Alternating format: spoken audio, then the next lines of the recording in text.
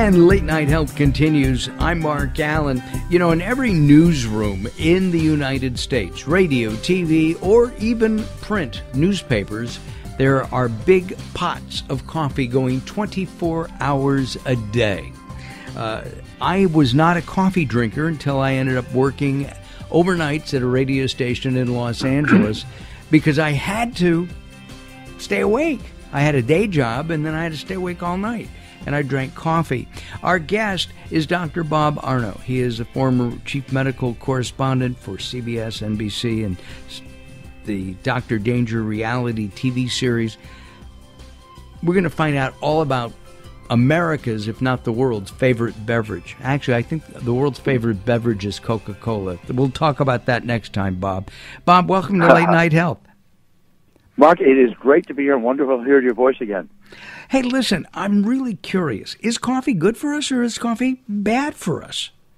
So, you know, all the time I was at the networks, we looked for the next story on why coffee was bad for you. But now that there has been a 5 million consumer year study done by the Harvard School of Public Health, it finally shows that coffee may be one of the very healthiest things you can do for yourself every day. The conclusion was, out of an observational study, obviously, is that there was a 15% decrease in all-cause death for women and a 10% decrease in all-cause death for men. Now, Mark, the reason there's been so much confusion is that coffee drinkers, you know, they drank more, they smoked more, they had more bad foods, they were overweight, and so it looked like it was all cause and effect. But in fact, when they teased it out and they found those individuals with good health that still drank coffee, they were able to conclude that it can be great for you.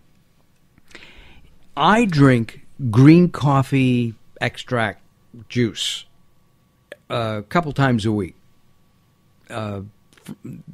Is that good? I mean, we've heard, you know, Dr. Oz was talking about green coffee extract rather than the roasted stuff that you'd get, you know, in the front of the store. This is in the back in the refrigerated section of a Starbucks. Is there a difference? So here's the interesting thing. The greener the coffee is, the more it has in terms of polyphenols. Now, as you reported, polyphenols are the things that make fresh fruits and vegetables, green teas, and fine red wines healthy for you. It's an antioxidant, isn't it? Well, it's a great antioxidant. It's the most prevalent antioxidant in the American diet, highly anti-inflammatory, and of course, inflammation drives, you know, so many diseases from heart disease to depression. So the interesting thing is that generation was the green coffee extract because, yes, you had the most chlorogenic acid, the most polyphenols in it. However, you know, the absorption wasn't there. You know, coffee is a great vehicle. So second generation is what we're doing, and that is we have looked worldwide at beans that have extraordinary levels of these polyphenols, you know, high up in Kenya and Ethiopia as examples, and then applied a roast technology where we have almost as many chlorogenic acids as the green coffee extract you're drinking, but it's a real coffee. So it tastes great, and it has amazing health benefits. Remember, all the health benefits are linked to real coffee as opposed to the green coffee extract. The buzz from the caffeine is something that people will look forward to in the morning, right? It gets them going. My mother, who is 90, if she doesn't have her cup or two of coffee in the morning, her day goes down. Well, it is a... Go ahead. I was going to say, can't coffee be addictive?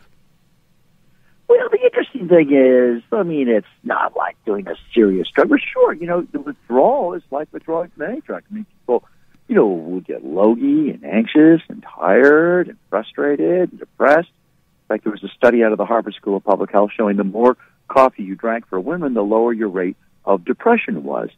So, yeah, I mean, sure, it's a little bit addictive, but it's a very good addiction because along with it, you get, you know, all the, what they are now calling bioactives. The newest, hottest next generation terminology is talking about bioactive compounds in coffee. Now, we know caffeine is a bioactive because we get the buzz from it. Sure. But all the polyphenols, there's a very healthy fat in there called cafestol. That's the next generation. And we and a few others are using these super high-tech liquid chromatography, mass spectrometry devices. And what they do is they can find every last particle in coffee down to parts per trillion.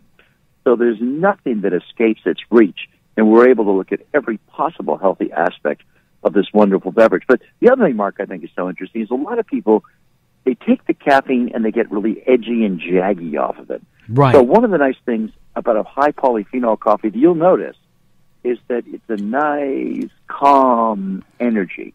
You know, it boosts it back up, but without being hyper anxious and jittery. The other important thing about I caffeine should mention, is I have to mention, I got a present from Bob yesterday. I got coffee in the mail. I got a half pound of coffee, and I thank you for that. My son, who's a chef, looked at it and said, "You will only use the French press with this." Did you try it out yet? We haven't yet.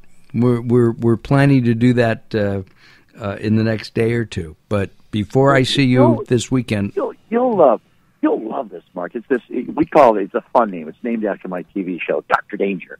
So it's Dr. Danger Coffee. There's a great website that has all the informational videos, educational videos, called drdangercoffee.com. And what's intriguing about this is that, you know, we, as an author and a doctor, I didn't go about authoring a coffee. I was writing a book. And I figured this is so hard for the average individual to go and find the right bean and roast it the right way and prepare it the right way. Why not do it for them? So I look at it as doing it in a book, you know, authoring a book, except I'm authoring a coffee to be able to deliver all of these tremendous health benefits, really giving patients advice through a particular coffee where everything is incredibly well researched and analyzed. Dr. Bob Arnot is our guest here on Late Night Health. Join us at latenighthealth.com. Look under coffee, and you will find everything you want to know about Dr. Danger's coffee and, of course, Dr. Bob himself. latenighthealth.com is the place to go. I needed my coffee there to keep me going. There are all kinds of coffees out there right now. There's these little extracts and a coffee machine that you can get. I guess they're K-cups. Are they good, bad, or just okay? Well, so here's the interesting thing about, you know, the K-cups and the single serve.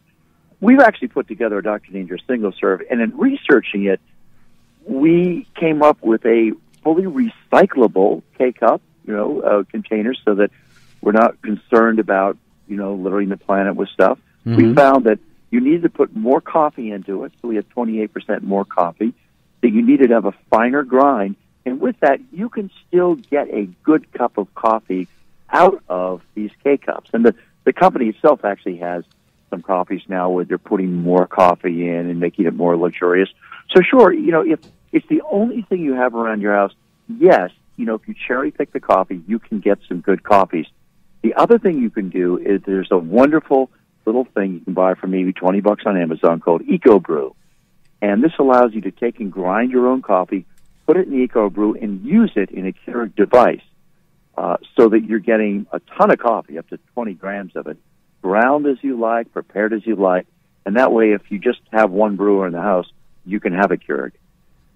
And what about, I know the answer to this, and remember, my mother wanted me to go to medical school. I went to film school instead, and radio school.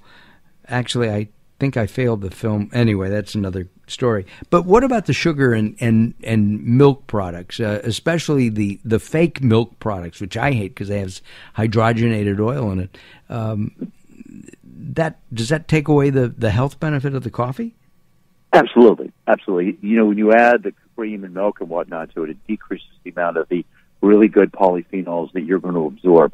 But I tell people, look, coffee is either the very best thing you ever do every day or the very worst. So if you have lots of cream and sugar and some kind of a cappuccino drink or whatever it is, sure, that could have 600 calories of saturated fat and sugars, which is a terrible nutritional mistake, for a lot of people. But here's the most important thing, Mark. That is, if you have one of these very good high-end coffees, you're paying a little bit more for it, a few more pennies a cup.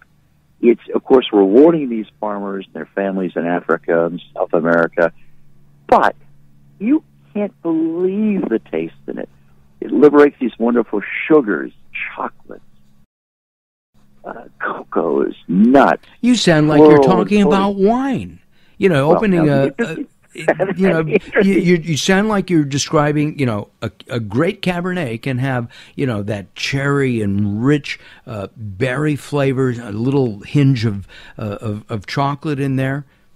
Coffee drinkers do the same thing. So, Mark, you're exactly right. That is, coffee is the new red wine, without any question. There are 1,200 taste components to coffee, only 700 to red wine. And this has become so true, Mark, you actually have sommeliers coming over from some of the finest restaurants in the world to learn how to be coffee stewards. So I look at coffee as the new red wine because, there's no hangover, right? There's always a new taste for you. Every morning you have some kind of new and wonderful coffee.